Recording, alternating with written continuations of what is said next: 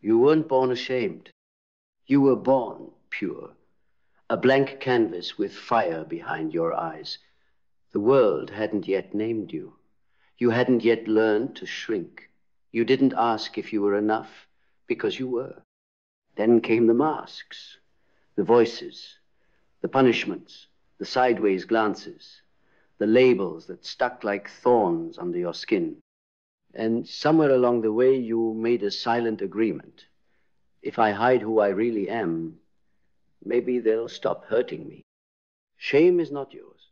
It's inherited, conditioned, implanted. It's the infection that begins when someone else convinces you that being you is a problem that needs to be fixed. But here's the truth. Shame is not a flaw. It is a mechanism of control. It is the leash that keeps powerful people small.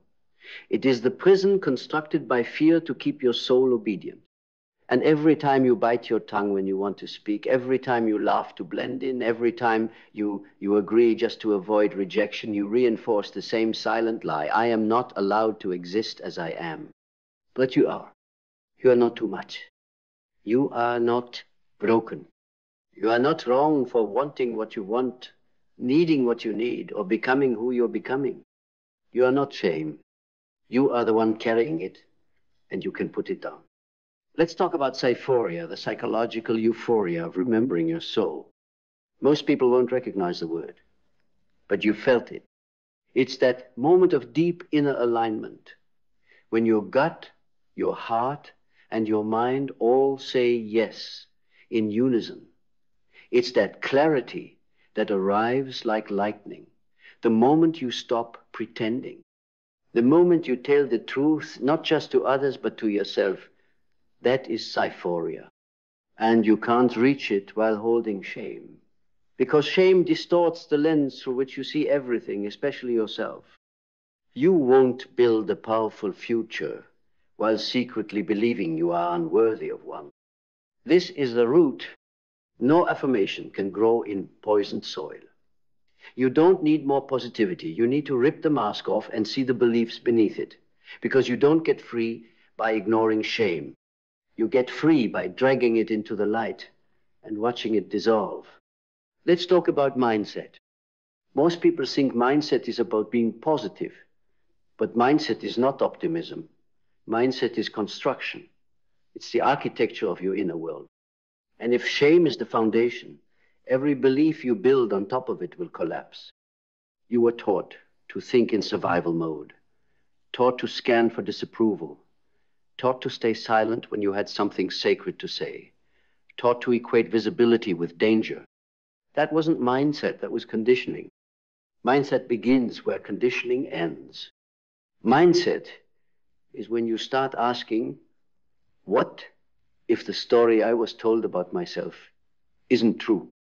Because here's the thing, most people don't live their lives. They live their trauma's life. They live their fear's life. They live their parents' unfinished dreams and society's expectations, and then wonder why they feel numb. You want to change your life? Change the mind that's been living it? Now belief? Belief is the engine, but shame hijacks it.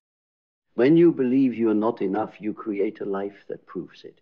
Not because it's true, but because your subconscious is always trying to make sense of your suffering. It wants the pain to mean something. So it builds a narrative where the pain fits, a narrative where you deserved it. But belief is a choice, not a truth. You can believe you're broken, and your actions will reflect it. You can believe you're unworthy, and your standards will mirror it. Or you can tear out the belief by the root and plant something new. No one gives you permission to believe in yourself. You take it. Belief doesn't ask for evidence, it creates it. Clarity, that sacred force. Most people think they lack motivation. They don't. They lack clarity. They walk through life like fog, waiting for someone to give them direction. But you weren't designed to follow you. We're designed to see. Clarity is not found in the world. It's forged in silence. in sitting still long enough to feel the truth rise through your chest like fire. Clarity doesn't come from avoiding shame. It comes from facing it and asking, what do I know about myself that the world tried to make me forget? Clarity is painful because it burns the illusions. But it's the kind of pain that liberates. It's the pain of rebirth. And now vision. Vision is not a fantasy. It's memory. You don't create your future, you remember it. You know the feeling, the faint echo of who you were before the world put its hands on you. The you that still dances under your skin.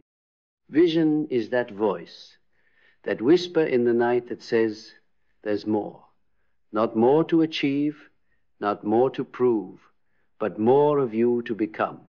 When you hold vision, you hold power. Because nothing is more dangerous to the system than someone who knows who they are and where they're going. That's why shame was given to you early, to make you forget, to keep you blind, to keep your eyes down and your light dim, but not anymore. You don't need a bigger dream. You need a clearer mirror. Purpose? Let's be honest. Most people aren't searching for purpose. They're running from shame, trying to prove their matter by doing more, being more, achieving more. But purpose isn't about escaping what you hate. It's about becoming who you are. It's not something you find. It's something you uncover, like gold buried beneath rubble. Purpose is the intersection of truth and action. And you never touch it while lying to yourself about who you are. Purpose begins when you say, I refuse to abandon myself one more day, not to be accepted, not to be understood, not to make others comfortable. You were not born to be digestible. You were born to be divine. Discipline, not the punishment kind, the holy kind. The discipline to get up when shame says, stay down. The discipline to speak when silence is safer. The discipline to show up before you feel ready. The discipline to walk away from anyone who profits from your self-betrayal. This is where identity is reforged in the crucible of repeated truth. Shame will whisper, you don't deserve this. Discipline responds, watch me anyway. Action. Real transformation doesn't happen in your head. It happens in motion. Thought is potential. Action is power. And shame thrives in hesitation. Shame delays. Shame stalls. Shame tells you, maybe later, maybe next time, maybe after they approve. But action? Action is the antidote. Action breaks the spell. It doesn't have to be perfect. It just has to be true.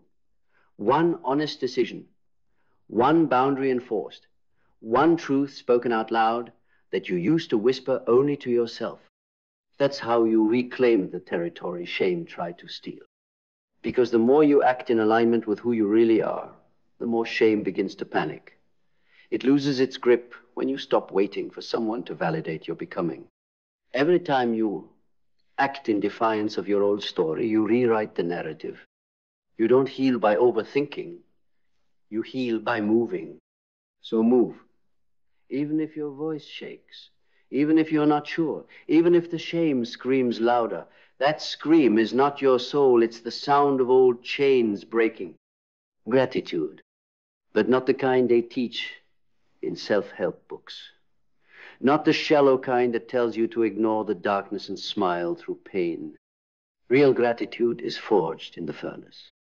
It's the type that says, thank you for the betrayal it showed me who I'm not. Thank you for the failure it revealed where I was still hiding. Thank you for the shame. It was the teacher that showed me the cage. Gratitude is not a distraction. It's alchemy. It's how you transmute wounds into wisdom. It's how you reclaim authorship over a story you didn't choose. Because the moment you stop resenting your past and start owning it is the moment shame has no place left to live. Gratitude ends the war within. You can't hate the path and love who you became from it at the same time. Adaptability. You must become water. Shame makes you rigid. It tells you to freeze, to hide, to blend in. But healing makes you fluid, adaptive, unstoppable. The moment you let go of the identity that shame forced on you, you realize something profound. You were never meant to be static. You are not your past. You are not a label. You are not a personality test. You are becoming endlessly. Every day is a shedding. You don't have to protect your old self. You don't have to stay consistent with who you used to be just to make others comfortable. The ones who truly love you will celebrate your becoming. The rest were just committed to your mask. Adaptability is not weakness. It is intelligence. The most powerful people aren't the ones who force the world to change for them. They change themselves to meet the moment while staying rooted in who they are. Stay fluid, stay fierce, stay true. Resilience. They'll tell you resilience is about getting up when life knocks you down. But that's only part of the truth. Real resilience is getting up without needing to explain yourself. It's showing up again and again, even when no one claps. It's walking back into your life after shame convinced you to abandon it. Resilience is not how loud you roar, it's how steady you breathe while walking through fire. Shame wants you to believe that breakdown is failure. But breakdown is sacred. Breakdown is a sign that the old system is dying. And beneath every collapse is an opportunity for rebirth. You haven't lost yourself. You're shedding what was never you to begin with. Resilience is remembering that every scar is a seed if you choose to plant it. Learning. This is where the true separation begins between those who grow and those who repeat. Shame resists learning because learning means facing what you didn't know. It means acknowledging blind spots. It means being seen not as perfect, but as evolving. But there's no power in pretending. The wisest people are not those who know everything. They are the ones who remain teachable, even when they've conquered mountains. Learning is an act of rebellion against shame, because shame says you should already know, but wisdom says you're allowed to grow. The moment you choose growth over image, you step into sovereignty. The false self is obsessed with appearances. The true self is obsessed with evolution. Learn not to prove, not to impress, but to remember what's been buried. You are not becoming someone new. You are unlearning everything that made you forget who you were. And now, the return. Because this isn't about improvement, it's about return. Return to self. Return to soul. Return to center. The journey is not linear, it's circular. You began whole. You were pulled apart. Now, you gather yourself, piece by piece, memory by memory, boundary by boundary. You return. And as you do, shame begins to evaporate. Because shame cannot exist in a person who fully owns themselves. Not perfectly, not loudly, but completely. You don't need to shout. You don't need to convince. You just need to remember you were never the problem the story was. And now you write a new one with spine, with fire, with breath. You walk back into your life not as who you were told to be, but as who you choose to be. Unmasked, unapologetic, unchained. You reclaim the name that shame tried to erase. You, silence. There's a kind of silence that breaks you, and a kind that builds you. The silence of repression and the silence of remembrance. Most people live in the first, the silence of shame, the silence that comes after betrayal, after dismissal, after shrinking yourself so many times that your voice forgets how to rise. But there's another silence, the kind that hums with power, The kind you feel in the presence of those who no longer seek validation. It's not the absence of sound, it's the presence of sovereignty. Because when you no longer need to explain, to justify, to be understood, you become undeniable. Let them misunderstand you. Let them whisper. Let them label what they cannot comprehend. Their noise has nothing to do with your truth. When you embrace that kind of silence, the one that holds no apology, no performance, no disguise, you become the storm that doesn't need thunder to shake the ground. Boundaries. You're not here to be accessible to everyone. You're not here to be agreeable. You're not here to carry what was never yours. Boundaries are not walls. They are doors. They don't close you off, they keep you sacred. They don't isolate you, they protect your becoming. Saying no isn't rude. It's responsible. Walking away isn't weak. It's wise. Refusing to explain yourself is not arrogance, it's alignment. Because shame taught you to tolerate, to over-explain, to absorb discomfort just to avoid being rejected. But healing teaches you to withdraw from anything that costs your peace. Every time you say, this is not okay, you're not pushing people away. You're pulling your soul back into your own hands. Boundaries are how you teach the world who you are.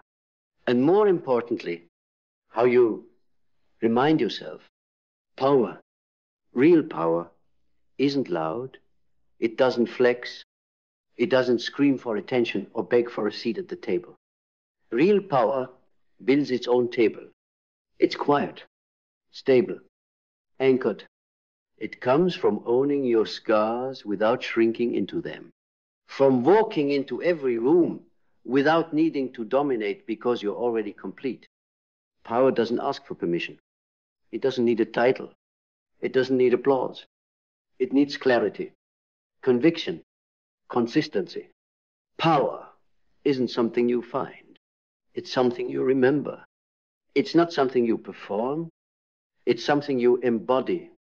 You don't become powerful when the world agrees you are. You become powerful the moment you stop needing it to. Integration. Healing isn't about becoming a better version of yourself. It's about bringing all the broken, hidden, discarded parts of you back into the light. It's not becoming new. It's becoming whole. You were taught to abandon parts of yourself. The rage, the grief, the softness, the desire, the intuition. But those weren't flaws, they were your fire. You don't need to erase them, you need to reclaim them. Because integration is not about being perfect, it's about being honest. The shadow you fear, that's just the power you buried under guilt. The emotions you suppress, that's just truth knocking on the inside of your ribcage. Integration is when the war inside you ends. Not because you chose one side, but because you welcomed every part back home. Awakening. This isn't about healing so you can function in a broken world. This is about healing so you can build a new one. One where your worth isn't attached to productivity. Where your voice isn't censored by approval. Where your identity isn't compromised for comfort. Awakening is painful because it burns the life you outgrew. But in the ashes, you meet the part of you that was never touched by shame.